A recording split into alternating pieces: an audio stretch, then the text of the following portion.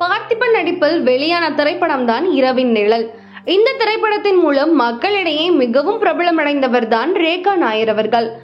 இவர் சமீபத்தில் அளித்த பேட்டி ஒன்றில், நடிகர் மன்சூர் அலிகான் செய்த செயலுக்கு நான் வக்காலத்து வாங்கவில்லை, ஆனால் அந்த மாதிரி நடந்து கொள்பவருக்கு தூக்கு தண்டனை கண்டிப்பாக கொடுக்க வேண்டும் என்பதை இவருடைய கருத்து. அது மட்டும் இல்லாமல் ஆடை பற்றி பேசியது வேறு கருத்து.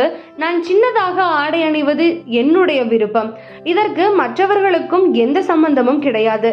அப்படிப்பட்ட ஆடை அணிந்து வெளியில் செல்லும் போது ஒருவர் என்னுடைய தொடையை தொட்டால் நான் உடனே அவரின் கழுத்தை பிடிப்பேன்.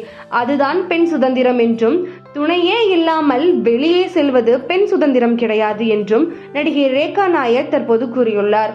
இந்த தகவல் தான் தற்போது இணையதளத்தில் மிகுந்த வைரலாகி வருகின்றது.